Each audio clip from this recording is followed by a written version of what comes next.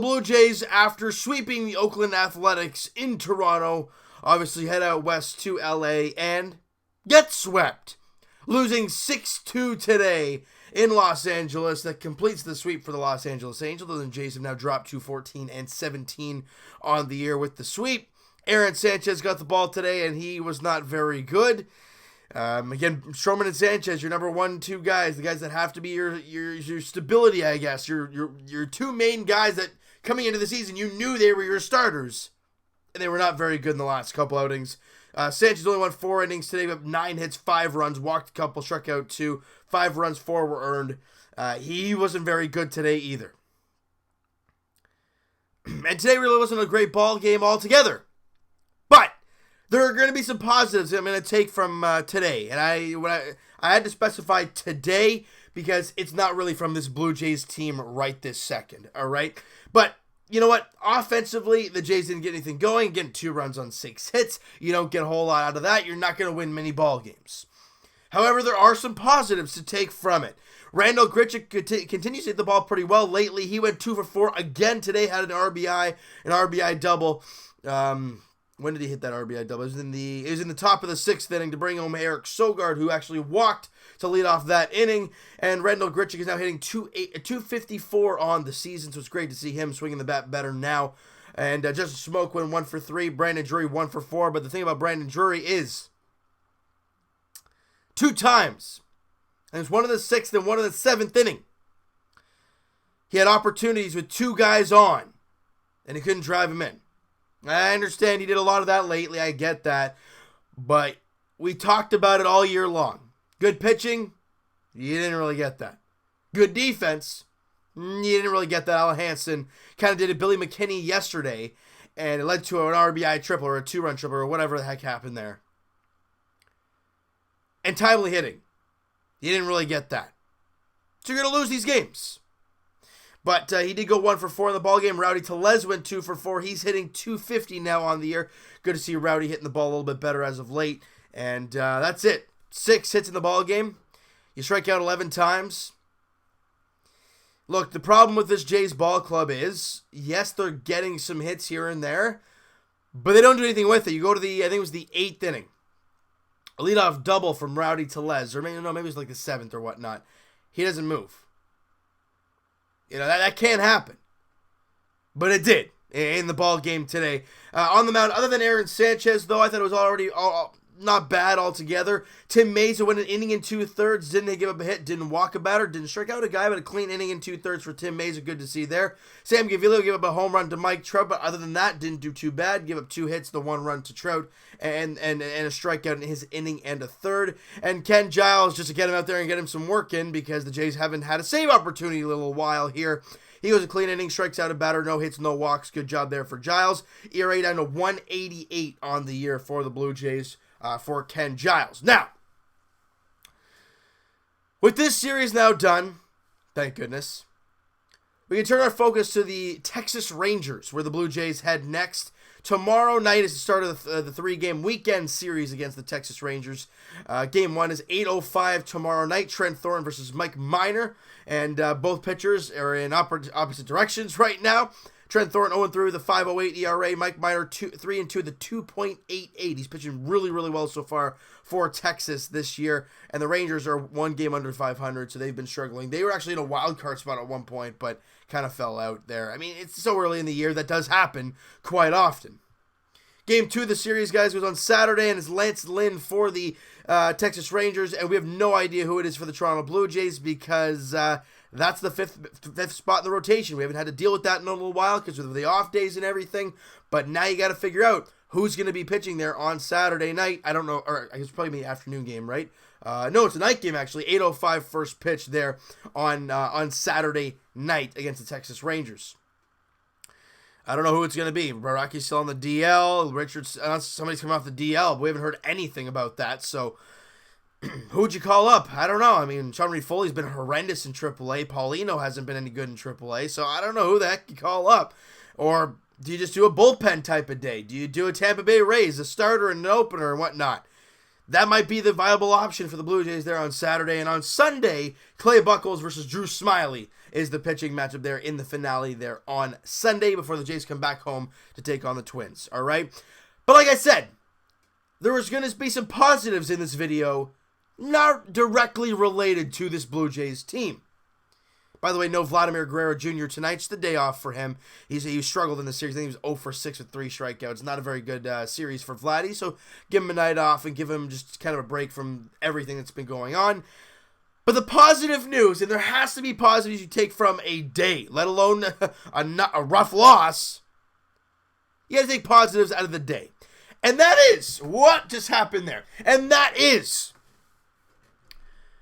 we have all been keeping an eye in the minor leagues because that's where our prime future is kind of sitting right now. And Kevin Biggio hit another home run there tonight. He's hitting like 365 over the last 9 games. He's crushing the ball right now, and he's walking a ton. He's looking amazing at the plate. Would not surprise me if he comes up very soon. And I'm watching a guy, because we've been hearing Kevin Biggio's been playing the outfield a little bit more, and I'm like, okay, I kind of like the sounds of that. You know why? Because Allen hits and doesn't cut it there in the outfield. I mean, he's normally an infielder, so seeing him out there in the outfield and then watching that play today, and I'm like, that's not very pretty. But he's crushing the ball there in AAA. But that's not really what I wanted to get to. Nate Pearson is on the move. He's coming up now to AA New Hampshire, guys. It was announced there tonight that Nate Pearson, by the way, Blue Jays Wave on Instagram, Mo Bucky's on Twitter. He was the one that broke it to me. I saw it on his Instagram feed before they even said on the broadcast, so he was quick time with his updates. It was amazing, guys. Go check him out. Blue Jays Wave on Instagram, all right? So go check that out. But yeah, Nate Pearson, 3-0, 6 starts there in Dunedin, and he has a 0.86 or 89 ERA down there. That is stupid. 21 innings, 10 hits. 21 innings, 35 strikeouts. He throws 100. He's 6'6". He's a big kid, 22 years of age. Oh, yeah. He's on the move to AA New Hampshire, guys, and it's the next step. My personal opinion, unless he straight up dominates AA, like he kind of was down there in April, maybe it's to that extent, but even if he's like in the 2s or whatnot, it would not surprise me to see him in AAA, but it would not surprise me if he stays down there in AA and plays out the rest of the year, and if he dominates, good. Dominate. Then next year, either look to go to AAA or, with the way this team is looking right now, and hearing about Stroman and Sanchez possibly being on the move, there might be some holes. I don't know. That's my thought on Nate Pearson. By the way, catcher Riley Adams, who's hitting 295 there in Dunedin as well, he got the call up to New Hampshire with Nate Pearson. So guys, the young ones are getting there. Now Riley Adams is a catcher, and we all like Danny Jansen behind the dish. His bat's been a little iffy, but again, you can never have too many prospects, especially behind the dish, because you never know what's going to happen when it comes to catchers. You never know if they're going to get injured or whatnot, and you never know what's going to happen when it comes to catchers. So having a guy like Riley Adams coming up, it's good to see, and seeing my boy Nate Pearson come up, it's looking good there for Jays fans. The top pitching prospect is on his way up. Now, obviously, we're not going to see him this year, people. Don't get your hopes up that much, but it's a step in the right direction. Every time one of the great young prospects of this organization gets that much closer, it's beautiful to watch. And watching Kevin Biggio and Bo Bichette kind of make that jump to AAA this year, it's even better, even though Bichette's hurt, but he'll be back with no surgery on his hand. It looks like he's going to be back 4 to 6 weeks from when the injury occurred. So that's great news to hear from that perspective. But, guys, the future is coming. The reason I'm talking about this is because this game sucked and this series sucked. So there's some positive stuff we got to take from this abomination of a series, all right? Because that's all we can do right now. All right, guys. So and by the way, somebody I want to bring up here real quickly in the prospect pool as well, Santiago Espinal. Does it sound a familiar name? If it does, you're a hardcore Jays fan, because he was the one acquired in the Steve Pearce trade last year. I'll be able to say, well, James, why are you bringing him up, bud? He's in AA, and he's only 23 years old. He's hitting 290-something. He was 2 for 3 again today. Keep an eye on the kid. He's a middle infielder, I know. We have a million of those, but I'm just saying, you never know what you're going to get from your prospects, and to see him doing well, that's great to see. And for Jays fans, keep an eye on him. keep an eye on Santiago Espinal there in AA New Hampshire right now, right? So you know what, guys? That is going to do it for this one. You guys enjoyed this video, and you guys enjoyed the, never mind, you enjoyed the talk about the prospects, because that's the fun stuff to talk about when it comes to this team. I hit that like button, I do appreciate that. Hit the subscribe button if you guys have not already. Comment down below your thoughts on the video, the game, the series, the few prospects that I've mentioned here today, because I want to hear your guys' thoughts on all that, because that's the fun stuff about the Blue Jays right now, is talking about those young kids. All right, so I want to hear your guys' thoughts on all that stuff, and Evan and I will talk to his podcast edition either Wednesday or Thursday next week. We're not so sure, but the podcast we did record today is uploaded, and you can find that down below. The link is in the description for the podcast channel and for the podcast itself on iTunes. Twitter is also down below. Follow up, send me a DM, guys. Do all that great stuff. And like I said earlier in the video, follow up Mo Buckets on Twitter and Blue Jays Wave on Instagram, the most followed Blue Jays fan page on Instagram. And as I told you earlier, he was the one that I saw it first. I saw it there, and it was like a minute posted. He had it, and it said that Nate Pearson had been promoted. And then about 5-10 minutes later, I hear it on the broadcast. Quick, quality. I love it. Mo Buckets, buddy, I know you're watching this. Great job on that report. I don't know who the heck you heard it from, but amazing job there, getting out quick time. And I'm hoping things are going well for you, my man. I hope to have you on the podcast soon. I can speak, I swear. All right, so guys, like I said, go check out Blue Jays Wave on Instagram and Mo Buckets on Twitter.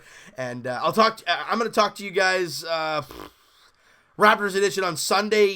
It'll probably be like Sunday evening, as the Raptors look to, they look to even up that series coming back home. Now don't get the words all mixed up. They're looking to even the series up and then come back home for Game 5. All right, the Raptors are in Philly for Game 4 on Sunday afternoon at 3:30. They need that victory. You lose that, you're down 3-1. I wouldn't say it's not mathematically over, but it's going to be a tough test from then on out. So on Sunday is a huge game. You win that, it's a 2-2 series coming back home. You lose, you're down 3-1 coming back home to Scotiabank Arena. So it's a big game there on Sunday afternoon for the Toronto Raptors. And as for the Blue Jays, they head down to Texas to take on the Rangers. Trent Thornton, Mike Minor, the starters in tomorrow night's game. 8:05 first pitch there in Arlington, Texas.